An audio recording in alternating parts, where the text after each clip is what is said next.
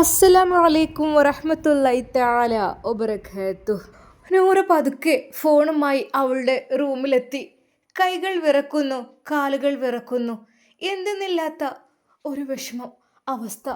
പഠിച്ചോനെ, എൻ്റെ ബാപ്പ എങ്ങാനും ഇതറിഞ്ഞാൽ, ഉമ്മ അറിഞ്ഞാൽ, പഠിച്ചോനെ ഞാൻ എന്താ ചെയ്യുക? എനിക്കറിയുന്നില്ല. പക്ഷേ നാളത്തെ വിവാഹം, നാളത്തെ പെണ്ണ് കാണാൻ വരില്ലേ, അത് അവനെ അറിയിക്കാഞ്ഞാൽ പറ്റില്ല. അറിഞ്ഞതാണ്, പക്ഷേ എനിക്കൊട്ടും താല്പര്യമില്ല. എനിക്ക് അവനെയാണ് ഇഷ്ടം. ഉപ്പാനോട് പറയാൻ എനിക്ക് പേടിയാണ്. കാരണം എൻ്റെ ബാപ്പ അത്ര സോഫ്റ്റ് ഒന്നല്ല. തല്ല് കിട്ടും, ഉറപ്പാണ്. തല്ലിക്കൊല്ലും. എനിക്ക് എന്ത് ചെയ്യും പഠിച്ചോനെ ഞാൻ? അവൾ ഭയത്തോടെ ആ ഫോണിലേക്ക് നോക്കി. അത് വാട്സപ്പിൽ ഒരു മെസ്സേജ് അയച്ചാലോ എന്ന് കരുതി. അല്ലാ, അതെ, ഉപ്പയുടെ ഫോണിൽ നിന്ന് നോക്കിയ ആ ഒരു നമ്പർ, അവൻ്റെ ആ നമ്പർ. പതുക്കെ അവൾ അതിൽ ഡയൽ ചെയ്തു. അല്ലാ പഠിച്ചോനെ, പേടിയാണ്. എന്തപ്പോൾ സേവ് ചെയ്യുക? അല്ലെങ്കിൽ സേവ് ചെയ്താലല്ലേ വാട്സപ്പിൽ എന്താ ഞാൻ ചെയ്യുക? തൽക്കാലം എൻ്റെ ഫ്രണ്ടിൻ്റെ പേര് ഷിബില എന്നിടാം. ഷിബില 2. ഷിബിലയുടെ നമ്പർ ഉണ്ട്. ഷിബില 2 ആകുമ്പോൾ ഇനി അഥവാ മെസ്സേജ് എങ്ങനെ വരികയാണെങ്കിൽ ഉമ്മ വിചാരിച്ചോളും അത് വേറെ നമ്പറിൽ നിന്നാണെന്ന്. അങ്ങനെ അതാ നൂറ അവൻ്റെ പേര് സേവ് ചെയ്തു, ഷിബില. ഒരു നിമിഷം അവളുടെ കൈകാലുകൾ വിറക്കുന്ന പോലെ. പഠിച്ചോനെ, ഇനി മൂത്തമ്മ ഇളയമ്മ ഇതിലേക്ക് വിളിച്ചാൽ ഫോൺ കൊണ്ടുപോയി കൊടുക്കേണ്ടി വരും. ഇത്ര നേരമായിട്ട് ഇവർക്ക് ഉറങ്ങാനൊന്നും ആയിട്ടില്ലേ? എന്നാൽ പെട്ടെന്ന് അതാ ഒരു മെസ്സേജ് വരുന്നു. എളാമ്മയുടെ നമ്പറിൽ നിന്നാണ്. താത്ത, പിന്നെ ഫോട്ടോ ഇടണം കേട്ടോ ചെക്കൻ്റെ. കാണാൻ വന്നാലേ ഇവരൊക്കെ തിരക്കുണ്ട് കാണാൻ വേണ്ടിയിട്ട്. തൽക്കാലം റീപ്ലൈ ഒന്നും കൊടുക്കണ്ട. അത് ഞാൻ റീഡ് ചെയ്തു. എന്തായാലും അവിടെ ബ്ലൂടിക്കായത് അവർ കണ്ടിട്ടുണ്ടാവും. എന്താ ഞാൻ ചെയ്യുക? തൽക്കാലം ഉമ്മ പറയുന്ന പോലെ വിടണോ? ഓക്കെ എന്ന് വിടാൻ തൽക്കാലം, അതായിരിക്കും നല്ലത്. ഇനിയിപ്പോൾ വോയിസ് അയച്ചാൽ അതിലേറെ പ്രശ്നമായിരിക്കും. ഓക്കെ എന്ന് അവൾ അതാ മെസ്സേജ് അയച്ചു. ഇനിയിപ്പോൾ നിരന്തരം വന്നുകൊണ്ടിരിക്കുമോ എനിക്കറിയില്ല. ചെക്കൻ്റെ വീട് എവിടെ നിന്നാണ് പറഞ്ഞത്? എൻ്റെ റബ്ബേ, അടുത്ത മെസ്സേജ്. ഞാൻ എന്ത് ചെയ്യുക? കുറച്ച് സമയം നെറ്റ് ഓഫാക്കി ഇവിടെ വെക്കാം, അതായിരിക്കും നല്ലത്. എന്നാൽ ആ നിമിഷം അവൾ വീണ്ടും അതാ കോണ്ടാക്ട് ഷിബില 2 വാട്സപ്പ് എടുത്തു. എന്നാൽ ഈ സമയം അതാ നമ്മുടെ സീനത്തിൻ്റെ ആങ്ങള വളരെയധികം വിഷമത്തോടു കൂടി അന്ന് കടയിലേക്കൊന്നും പോകാതെ, അവൻ ഫുഡ് പോലും ശരിക്ക് കഴിക്കാതെ റൂമിലിരിക്കുകയായിരുന്നു. സമയം 11 മണി കഴിഞ്ഞിട്ടും അവൻ ഉറക്കം വന്നില്ല. അതുകൊണ്ട് തന്നെ അവൻ ഓരോന്ന് ആലോചിച്ചിരുന്നു. നൂറ, എൻ്റെ പെണ്ണെ, ഞാൻ നിന്നെ ഒത്തിരി ഇഷ്ടപ്പെട്ടല്ലോ. എന്താ ഞാൻ ചെയ്യാം? എനിക്ക് കഴിയുന്നില്ല പെണ്ണെ. നൂറ, അത് നിന്നെ നാളെ പെണ്ണ് കാണാൻ വരും. പെണ്ണ് കാണാൻ വന്ന് നീ മണവാട്ടിയായിട്ട് അവൻ്റെ കൂടെ ഇറങ്ങിപ്പോകും. സത്യം പറയട്ടെ നൂറ, നിന്നെ കണ്ടപ്പോൾ മുതൽ എനിക്കെന്തെന്നറിയില്ല, എൻ്റെ മനസ്സിൻ്റെ ഉള്ളിൽ വല്ലാത്തൊരു ഇഷ്ടം തോന്നിയിരിക്കണം നിന്നോട്. വീട്ടിൽ സിറ്റുവേഷനുകളും കാര്യങ്ങളൊക്കെ നോക്കുകയാണെങ്കിൽ ബുദ്ധിമുട്ടൊക്കെ തന്നെയാണ്. ഉമ്മയും ഉപ്പയും തിരക്കൂട്ടുണ്ട് കല്യാണത്തിനൊക്കെ വേണ്ടിയിട്ട്. സമയമായി, ഇനി എപ്പോഴാ എന്നൊക്കെ ചോദിച്ചിട്ട്. പക്ഷേ എന്താ ചെയ്യുക, പെങ്ങളെ കാര്യം ആലോചിക്കുമ്പോൾ അതിലേറെ വിഷമമുണ്ട്. ഓള് കാട്ടിക്കൂട്ടിയതും ഒക്കെ ചെയ്യുമ്പോൾ ഇപ്പോൾ അവൾ പറഞ്ഞ അവളുടെ ആദ്യ ഭർത്താവിൻ്റെ അടുത്തേക്ക് തന്നെ പോകണമെന്നാണ്. മൂപ്പര് വേറെ കല്യാണം കഴിച്ചിട്ടാണ്. കുഞ്ഞിനെ നോക്കാതെ അതിനെയും കൊണ്ടുപോയിട്ടു. എന്താ എൻ്റെ പെങ്ങൾക്ക് പറ്റി എനിക്കറിയില്ല. ഒരു ജീവിതം എന്ന് വെച്ചാൽ ഒന്നല്ലേ ഉള്ളൂ. ഈ ഒരു ജീവിതത്തിൽ നല്ല രീതിയിൽ ജീവിക്കാൻ ഞാൻ പിന്നെ എന്താ ജീവിതത്തിനൊരു അർത്ഥമുള്ളത്? ഇത് കെട്ടിയ ആളോടല്ല വേറെ ആൾക്കാരോടായിരിക്കും ഇഷ്ടം. അങ്ങനെയായിരിക്കും. ഇപ്പോൾ മൂപ്പര് അത് ഒഴിവാക്കുന്ന രീതിയിലൊക്കെ എത്തിയപ്പോൾ ഓനോടാണ് ഇഷ്ടം. എന്താ ഞാൻ ചെയ്യാൻ എനിക്കറിയുന്നില്ല. അവൻ്റെ മനസ്സിൽ സമാധാനമില്ലായിരുന്നു. ഓരോന്ന് ആലോചിച്ചു. പെട്ടെന്നാണ് തൻ്റെ ഫോണിലേക്ക് അതാ ഒരു മെസ്സേജ് വരുന്നത്.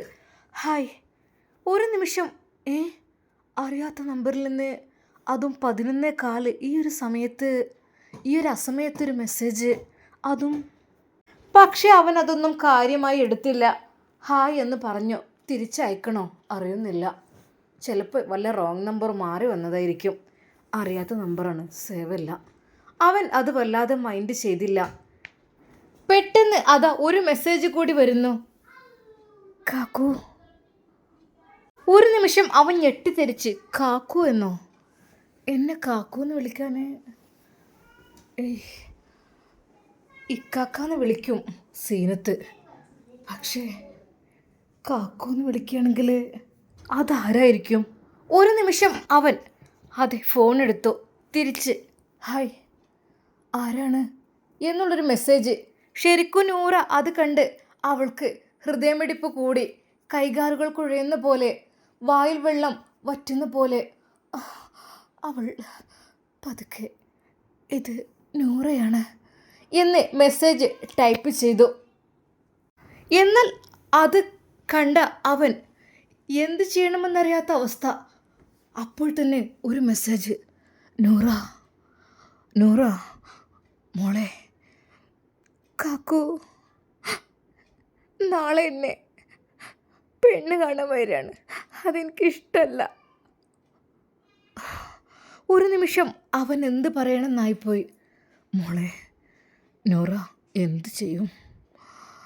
എനിക്കും നിന്നെ ഒത്തിരി ഇഷ്ടമാണ് പെണ്ണെ. പക്ഷേ ഞാൻ എന്ത് ചെയ്യും? ഫുഡും കാര്യങ്ങളെല്ലാം നിൻ്റെ ബാപ്പ എന്നോടാണ് ഏൽപ്പിച്ചത് കൊണ്ടുവരാൻ വേണ്ടിയിട്ട്. നൂറ എനിക്കതിന് കഴിയില്ല ആ സമയത്ത് അങ്ങോട്ട് വരാൻ വേണ്ടിയിട്ട്. ഫുഡും കാര്യങ്ങളൊക്കെ മറ്റൊരാളെ ഏൽപ്പിക്കാനാണ് ഞാൻ വിചാരിക്കുന്നത്. നൂറ ഇനിയൊരിക്കലും ഞാനങ്ങോട്ട് ജോലിക്ക് വരില്ല കേട്ടോ. എൻ്റെ ജോലി അവിടെ കംപ്ലീറ്റഡ് അല്ല. ഞാൻ എൻ്റെ പണിക്കാരെ വിടും. എനിക്ക് കഴിയില്ലടി നീ ഇല്ലാതെ. എന്നാൽ അത് കേട്ട് അവൾ പറഞ്ഞു, കാക്കു എനിക്കിഷ്ടമല്ല. ഞാൻ ബാപ്പയോട് തുറന്ന് പറയാണ് എല്ലാം. നൂറ ഞാൻ എന്താ പറയേണ്ടത് എനിക്കറിയുന്നില്ല. നൂറ ഞാൻ വിളിച്ചാൽ നീ പോരോ? അല്ലെങ്കിൽ വേണ്ട. മാതാപിതാക്കളെ നമ്മളൊരിക്കലും ബുദ്ധിമുട്ടാക്കാൻ പാടില്ല, വിഷമിപ്പിക്കാൻ പാടില്ല. നമ്മൾ ഇതുവരെ പോറ്റി വളർത്തിയത് അവരല്ലേ. അവരെ വിഷമിപ്പിക്കരുത് നൂറ. ഞാൻ ചോദിച്ചു നോക്കട്ടെ നിൻ്റെ ബാപ്പാനോട്.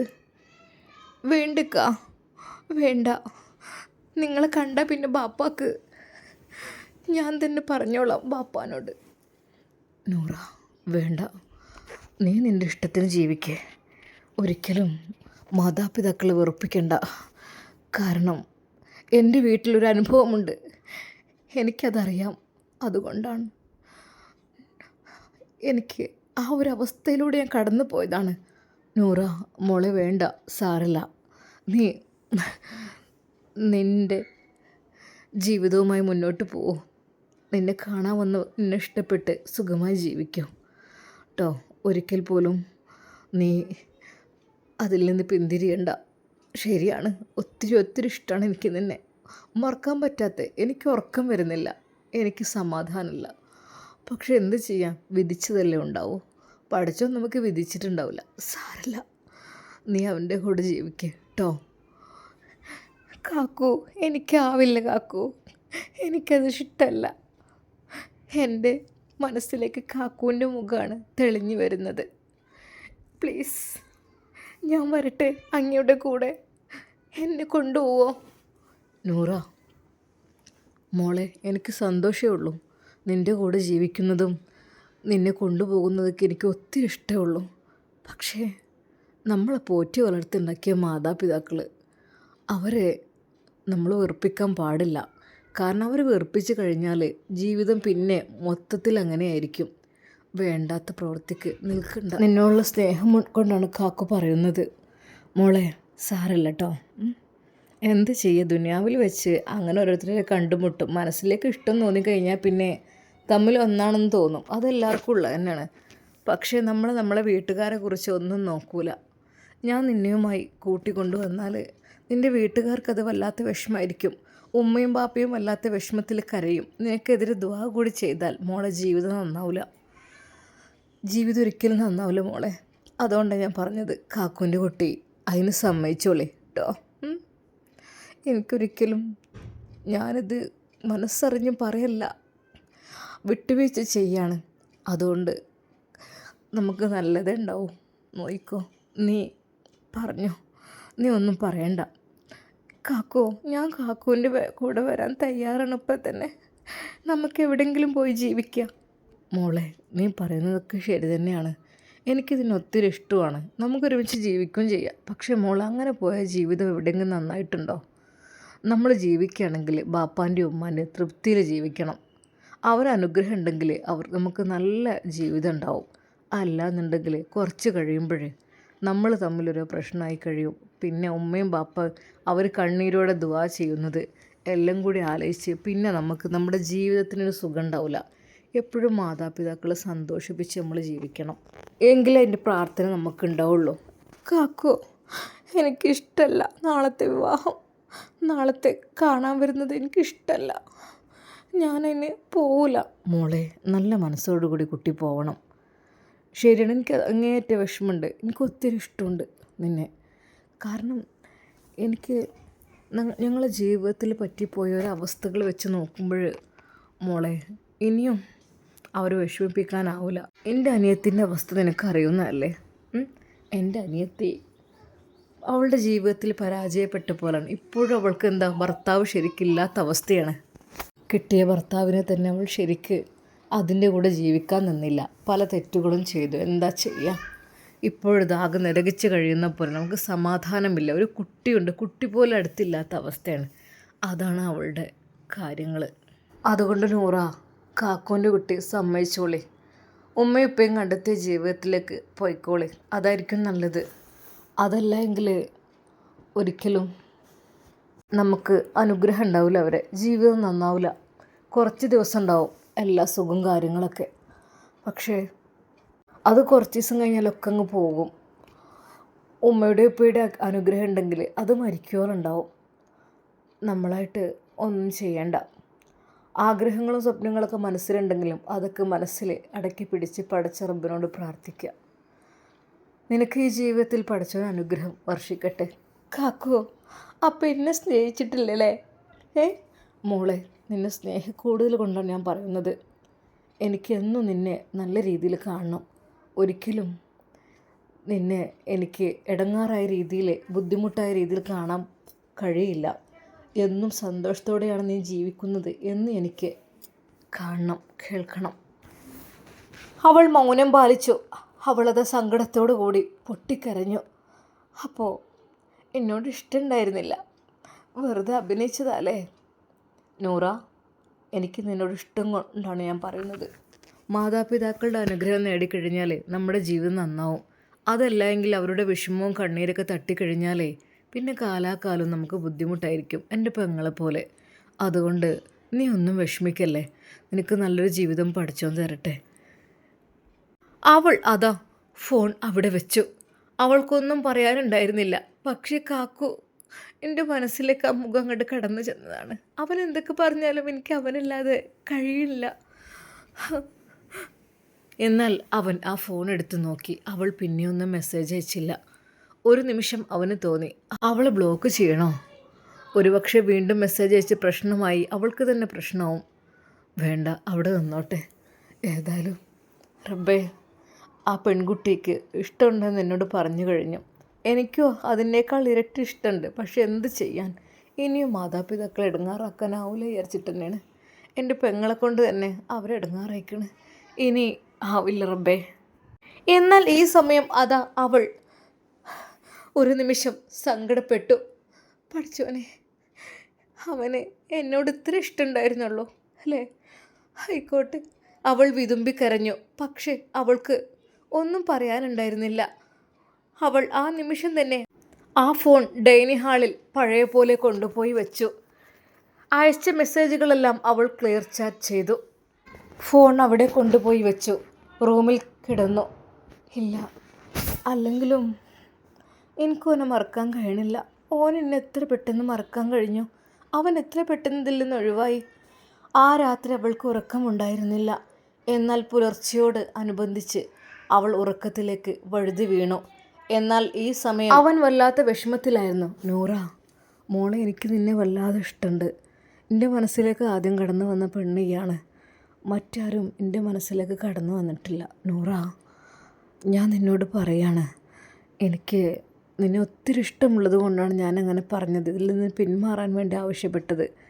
കാര്യം വെറുതെ നമ്മൾ മാതാപിതാക്കളുടെ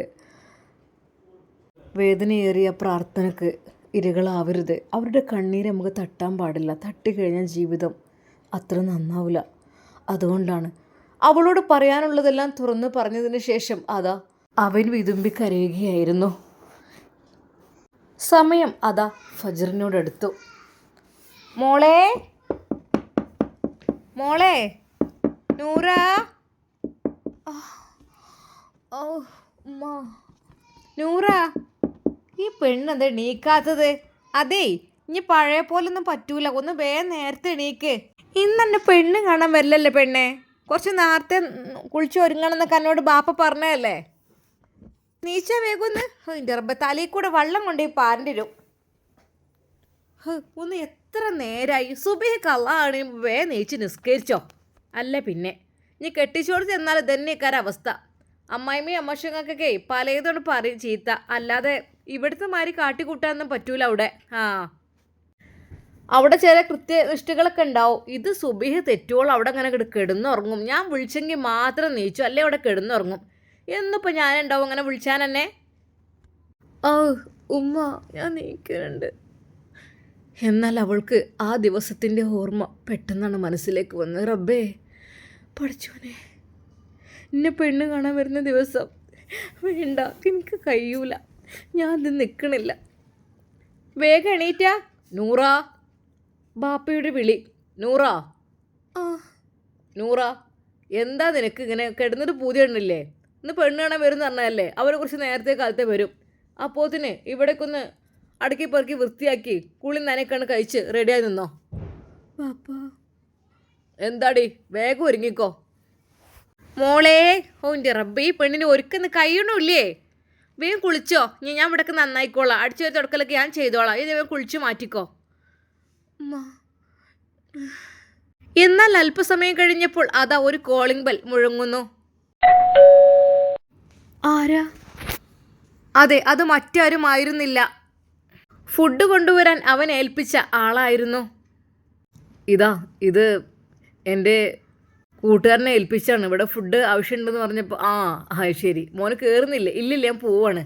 ക്യാഷ് എത്ര? അത് നിങ്ങൾ ഗൂഗിൾ പേ ചെയ്തോളൂ. എത്ര എനിക്കറിയില്ല, അത് പറഞ്ഞിട്ടില്ല എന്നോട്. ഓക്കെ. ഡെലിവറി ബോയ് ഫുഡുമായി അതാ അവിടെ എത്തി. അതെ, നൂറയുടെ കൈകാലുകൾ തളരുന്നു. റബ്ബേ, എന്താ റബ്ബേ ഞാൻ ചെയ്യാം? തുറന്ന് പറഞ്ഞാലോ? എന്താ മോളെ, നീ മാറ്റാനും കുളിക്കാനും പോകത്ത്? കുളിച്ച് മാറ്റി കുട്ടി. എന്താ? എനിക്ക് വേണ്ടേ കല്യാണം? എൻ്റെ പൊന്നാര പെണ്ണേ, സാധനങ്ങളൊക്കെ കൊണ്ടിച്ച് ഓലോട് വരെ 9 മണിക്ക് ഓലും ഇങ്ങോട്ട് എത്തും. അപ്പം ഇജ്ജ് വേണ്ടാന്നോ? വേണ്ടാത്തേ നിൽക്കണ്ടേ? എന്താ അവിടെ ഒച്ചപ്പാട്? നൂറയുടെ ബാപ്പ ഓടിയെത്തി. എന്താ? ഓള് പറഞ്ഞ് കേട്ടി കല്യാണം വേണ്ടാന്ന്. നൂറോ, കൊല്ലും ഞാൻ. ആളെ വിളിച്ച് വരുത്തി അപമാനിക്കേ? ഒരു 9 മണിയാകുമ്പോൾ എത്തും. സാധനങ്ങളെ കൊണ്ടിപ്പിച്ച് ഓലും വരുത്തി. ഇപ്പോൾ നീ പെട്ടെന്ന് എന്താന്നില്ലേ? എൻ്റെ സ്വഭാവം എനിക്കറിയില്ല. ബാപ്പ, എനിക്ക് കല്യാണം വേണ്ട, എനിക്കിഷ്ടമല്ല. എന്താടി, എന്താ ഇഷ്ടമില്ലാത്തത്? അയാൾ നേരെ കയ്യോങ്ങിക്കൊണ്ട് അവളുടെ നേർക്ക്. വേണ്ട, ഓളെ തല്ലൊന്നും വേണ്ട. നിങ്ങൾ ഓളെ തല്ലി കൊല്ലണ്ട. അടങ്ങി ഒതുങ്ങി അവിടെ നിന്നോണ്ടി. ഓല് കണ്ട് വരം. മനുഷ്യൻ്റെ മാനം കെടുത്തയ്യേ. ബാപ്പ, എനിക്ക് വേണ്ട കല്യാണം. എടീ, എൻ്റെ മനസ്സിലാരുണ്ടോ? മനസ്സിലാരുണ്ട് പറഞ്ഞോണ്ടി. ഇല്ല, എനിക്ക് കല്യാണം വേണ്ട. പിന്നെന്താ എനിക്ക്? പിന്നെ എൻ്റെ വിത്തിന് വെക്കാനുള്ളത് അവിടെ? എൻ്റെ പൊന്നാര നൂറ, എനിക്ക് എന്തിൻ്റെ കേടാ? എനിക്ക് കല്യാണപ്രായം അയക്കണേ. എൻ്റെ പിള്ളേരൊക്കെ കെട്ടിച്ചും പോയിക്കണേ. പിന്നെ എന്നെ ഇവിടെ വിത്തിനേക്കേ? എൻ്റെ റബ്ബേ, ഓരോന്നങ്ങോട്ട്. ഇങ്ങോട്ട് വാ, ഞാൻ കുളിപ്പിച്ച് തരാം. ഉമ്മ പിടിച്ച് വലിച്ച് അവളെ ബാത്റൂമിലേക്ക് കൊണ്ടുപോകുന്നു. വേണ്ട ഉമ്മ, വേണ്ട, ഈ കല്യാണം എനിക്ക് വേണ്ട. അവൾ കരഞ്ഞു പറയുന്നു. എടി പെണ്ണേ, വേണ്ടാത്ത നിൽക്കണ്ട. എന്താ നീ കാട്ട്? നമ്മൾ എന്താ കാട്ടാൻ? ഓളെ പെണ്ണ് കാണാൻ വരും പോകും, അതിനെന്താ? ഉമ്മാൻ്റെ കുട്ടിച്ച് എന്താ ഇങ്ങനെ ചെയ്യണത്? എന്നാൽ ഓലൊന്ന് വന്ന് കണ്ടു പോയിക്കോട്ടെ. പറ്റിയാലും പറ്റിയിട്ടില്ലെങ്കിൽ ഒന്ന് വന്ന് കണ്ടു പോയണേന് ഇപ്പം എന്താ? വെറുതെ മാനക്കേടിലാക്കല്ലേ. ഓൽക്കുള്ള എല്ലാം നമ്മൾ കൊണ്ടുവച്ച് വെച്ച് ഓല് പെണ്ണ് കാണാൻ വരുമ്പോൾ നമ്മൾ വേണ്ടാന്ന് പറഞ്ഞിട്ട് ഒന്ന് നിന്ന് കൊടുത്താൽ മതി. ഉമ്മാൻ്റെ കുട്ടി എന്താ നിന്ന് കൊടുക്കൽ? ഇഷ്ടപ്പെട്ടെങ്കിൽ കല്യാണം നടത്തും, അതിന് തന്നെയാണ് ഞാൻ നിൽക്കുന്നത്. നൂറയുടെ ബാപ്പ അല്പം ദേഷ്യത്തിൽ തന്നെയായിരുന്നു സംസാരിച്ചിരുന്നത്. ബാപ്പ, എനിക്ക് വേണ്ട ബാപ്പ ഈ കല്യാണം. മിണ്ടാതെ അവിടെ ഇരുന്നോ. അപ്പോഴേക്കും ഉപ്പയുടെ ഫോൺ ബെല്ലടിക്കുന്നു. ഹലോ, ആ ഞങ്ങളൊരു അരമണിക്കൂറിനുള്ളിൽ അങ്ങോട്ട് എത്തും കേട്ടോ. ആ ആയിക്കോട്ടെ, ഓക്കെ ഓക്കെ. പിന്നെ പുതിയാപ്പളിൻ്റെ കൂടെ ഓൻ്റെ ഉമ്മയും ഓൻ്റെ പെങ്ങളും ഉണ്ടാവും. ആ ആയിക്കോട്ടെ ആയിക്കോട്ടെ, ആളുണ്ടായാലും ഒരു കുഴപ്പമില്ല, പോന്നോട്ടോല് കാണാനുള്ളവരൊക്കെ കാണട്ടെ. നൂറക്ക് വല്ലാത്തൊരവസ്ഥ, കൈകാലുകൾ തളരുന്നു. അവളുടെ മനസ്സിൽ അവൻ മാത്രം. എനിക്ക് കഴിയുന്നില്ല. മോളെ, എന്താ മോളെ പറയണത്? ഉമ്മ, എനിക്ക് കല്യാണം വേണ്ട. മോളെ, ഇനി വേണ്ടെങ്കിലും അവർ വന്നൊന്ന് കണ്ടുപോയിക്കോട്ടെ. ഇപ്പം പിടിച്ച് നമ്മൾ കല്യാണം വേണ്ടെന്ന് പറഞ്ഞാൽ ആകപ്പാടെ ഒരു മാനക്കേടിലാവൂലേ? നമ്മൾ ആകപ്പാടെ ബ്രോക്കർ പറഞ്ഞു നടക്കും. വിളിച്ച് വരുത്തി അപമാനിച്ചു എന്നൊക്കെ പറഞ്ഞ് നടക്കും. വെറുതെ എൻ്റെ കുട്ടീനെ നിൽക്കല്ലേ. ദയവായി ഒന്ന് പോയി കൊടുത്താൽ മതി. മനമില്ല മനസ്സോടുകൂടെ അവൾ കുളിച്ചു. ഉമ്മ തന്നെ അവൾക്കൊരു ഡ്രസ്സ് സെലക്ട് ചെയ്തു. മോളെ, എന്തെങ്കിലും ഒന്ന് ഇട്ടാളാം. തലയും മുടിയൊക്കെ ഒന്ന് വാർന്നു നോക്കുകയാണ് ഇമ്മാൻ്റെ കുട്ടി. ആ മോറൊക്കെ ഒന്ന് നന്നാക്കി നോക്കി. വേണ്ട, ഇന്നിങ്ങനെ കാണുന്നോല് കണ്ടാൽ മതി. മോളെ, എൻ്റെ കുട്ടിക്ക് മൊഞ്ചില്ലായിട്ടല്ല, എൻ്റെ കുട്ടി നല്ല മൊഞ്ചത്തിയാണ്. എന്നാലും ഒന്ന് തലയും മുടിയൊക്കെ ഒന്ന് വാർന്ന് ശരിയാക്കി നോക്കി ട്ടാ. ചെല്ലി ഞാൻ വാർന്നുതരാം. ഉമ്മ തന്നെ അവളുടെ മുടി വാർന്നു. അതെ, ആ ഷാൾ തലയിലൂടെ അങ്ങ് ഇട്ടുകൊടുത്തു. അവൾക്ക് വല്ലാത്തൊരു അസ്വസ്ഥത. നൂറ, ഓലുങ്ങത്ത് എത്തിക്കണം കേട്ടോ. ബാപ്പയുടെ ആ കനത്ത ശബ്ദം. അപ്പോഴേക്കും ഉമ്മ ഹോർലിക്സ് ഉണ്ടാക്കി അതാ ഒരു ട്രേയിലേക്ക് ഒഴിച്ചു കൊടുത്തു. പുതിയാപ്പിളയും ചെക്കനും പെങ്ങളും ബ്രോക്കറുമാണ് കാണാൻ വന്നിട്ടുള്ളത്. ഒരു നിമിഷം അവൾക്ക് തൻ്റെ തലയിലൂടെ ആകാശമൊന്ന് ഇടിഞ്ഞു പൊളിഞ്ഞു വീണിരുന്നെങ്കിൽ എന്ന് തോന്നിപ്പോയി. നൂറ അവൾക്ക് ഒട്ടും ഇഷ്ടമല്ല ഈ ഒരു ബന്ധത്തിന്. പക്ഷേ ഉമ്മ ഹോർലിക്സ് എടുത്ത് ആ ട്രേ എടുത്ത് അവളുടെ കൈകളിൽ കൊടുത്തു. മോളെ, അത് അവർ കയറുന്നുണ്ട്. അസ്സലാമലൈക്കും. വാലേക്കും അസ്സലാം. ഇരിക്കി. ആ ഉമ്മയും പെങ്ങളും അകത്തേക്ക്. എവിടെ മണവാട്ടി? മോളെ ചെല്ല് മോളെ. ഉമ്മ, ഞാൻ പോണില്ല. മോളെ ചെല്ലടി പ്ലീസ്, ഈ മാനം കെടുത്തല്ലേ. എൻ്റെ കുട്ടിയൊന്ന് പോയി കൊടുത്താൽ മതി. അങ്ങനെ അതാ അവൾ ട്രേയുമായി അവരുടെ മുമ്പിലേക്ക്. ഉമ്മയും പെങ്ങളും അവളെ അടിമുടി ഒന്ന് നോക്കി. അത് ഒറ്റ നോട്ടത്തിൽ തന്നെ അവർക്ക് ഇഷ്ടപ്പെട്ടു. ഉമ്മയും മോളും മുഖത്തോട് മുഖം നോക്കി ചിരിച്ചു. അതെ, അവർക്ക് നൂറയെ ഒത്തിരി ഇഷ്ടമായി. അവർ അതാ ആ ഗ്ലാസ് എടുത്തു അവൾ നീട്ടിയ. മോളെ, അപ്പുറത്ത് കൊണ്ടുപോയി കൊടുക്ക്. അപ്പോഴേക്കും അതാ അവരുടെ ഓഫീസ് റൂമിലേക്ക് അവൾ ആ ട്രേയുമായി പോയി. പുതിയാപ്പിളച്ചക്കനും ബ്രോക്കറും അതാ ഹോർലിക്സ് എടുത്തു. പുതിയാപ്പിളച്ചക്കൻ അവളുടെ മുഖത്തേക്ക് തന്നെ നോക്കി. ചുരുക്കി പറഞ്ഞാൽ ഒറ്റ നോട്ടത്തിൽ തന്നെ എല്ലാവർക്കും ഇഷ്ടപ്പെട്ടു എന്ന് തന്നെ പറയാം. അവൾ വേഗം ട്രേയുമായി തിരിച്ചോടി നേരെ റൂമിലേക്ക്. മോളെ, എന്ത് ഇങ്ങനെ? അവിടെ നിൽക്ക് ഉമ്മ. എന്നാൽ അതാ അപ്പോഴേക്കും, എന്താ മോളെ നീ ഇത്ര പെട്ടെന്ന് ഓടിയത്? എന്തെങ്കിലും നിങ്ങൾക്ക് ചോദിക്കാനും പറയാനൊക്കെ ഉണ്ടെങ്കിൽ ആവാം കേട്ടോ. നൂറ, മോളെ ഇവിടെ വന്നാ? അതെ, അവൾ അവിടെ നിന്ന് എഴുന്നേറ്റ് വന്നു. മോളെ, എന്തെങ്കിലും മിണ്ടാനും പറയാനൊക്കെ ഉണ്ടെങ്കിൽ ആയിക്കോട്ടെ. ബ്രോക്കറും പറഞ്ഞു. അതെ, ഓൾക്ക് ഇഷ്ടപ്പെട്ട സ്ഥിതിക്ക് എന്തെങ്കിലും മിണ്ടാനും പറയാനുണ്ടെങ്കിൽ ഇപ്പം തന്നെ പറഞ്ഞോട്ടെ. കാരണം പിന്നേക്കൊക്കെ ബാക്കിയൊക്കെ ഉണ്ടല്ലോ. ഇങ്ങോട്ട് പോരുന്നാൽ. അങ്ങനെ അതാ അവരുടെ ആ റൂമിൻ്റെ തൊട്ടപ്പുറത്തുള്ള ആ ഒരു ബെഡ്റൂമിലേക്ക് അതാ പുതിയാപ്പിളച്ചക്കൻ കടന്നു. മോളെ, നൂറ ചെല്ല്. ചെക്കൻ ചോദിച്ചു. എന്താ പേര്? ഫാത്തിമ നൂറ. എൻ്റെ പേര് ദിൽഷാദ്. എന്ത് ചെയ്യുന്നത്? ഡിഗ്രി. ഓ, എന്നെ ഇഷ്ടമായോ? ഒരു നിമിഷം അവൾക്ക് ഉത്തരമുണ്ടായില്ല. അവൾ വിതുമ്പി കരഞ്ഞു. എന്തിനു കരയുന്നത്? ഞാൻ ചോദിച്ചത് ഇഷ്ടമായോ എന്നാണ്. എനിക്ക് നൂറയെ ഒത്തിരി ഇഷ്ടമായി. ഇഷ്ടമെങ്കിൽ പറയണം, ഓക്കെ? ഉമ്മയും പെങ്ങളും അപ്പോഴേക്കും അവളുടെ അടുത്തേക്ക് എത്തി. നൂർജഹാൻ എന്നാണ് പേര്? അല്ല, ഫാത്തിമ നൂറ. നല്ല പേര്. ഇപ്പം പഠിക്കുന്നുണ്ടോ? ആ ഉണ്ട്. ഓക്കെ, ബാക്കി ഇനി അവിടെ നിന്നൊക്കെ പഠിക്കാം കേട്ടോ. പെട്ടെന്ന് കല്യാണം വേണമെന്നാണ് ആഗ്രഹം. നൂറക്ക് എന്ത് പറയണമെന്ന് അറിയുന്നില്ല. അവർ രണ്ടുപേരും എല്ലാവരും അവളെ സന്തോഷത്തോടു കൂടി പുഞ്ചിരിയോടു കൂടി നോക്കുന്നത് എല്ലാവർക്കും ഒത്തിരി ഇഷ്ടപ്പെട്ടിട്ടുണ്ട്. ബ്രോക്കർ പറഞ്ഞു, കുട്ടികൾക്കൊക്കെ ഇഷ്ടപ്പെട്ട സ്ഥിതിക്ക് നമുക്ക് ഇനി നിശ്ചയത്തിനുള്ള ഡേറ്റ് ഒന്ന് ഉറപ്പിക്കാം. എന്തേ? ആയിക്കോട്ടെ, പെട്ടെന്ന് തന്നെ ആയിക്കോട്ടെ. പിന്നെ ഓനക്ക് ലീവില്ലേ? ലീവ് കുറവാണ്. ഓന് വേഗം പോകണം. ഓൻ 1-2 മാസത്തെ ലീവിന് വന്നതാണ്. അതിലിപ്പോൾ 1 മാസം കഴിഞ്ഞു. ഇനിയിപ്പോൾ 1 മാസം ഉള്ളത്. ഓന് പോയി കഴിഞ്ഞാൽ പിന്നെ 1 കൊല്ലത്തിന് കാക്കണ്ട.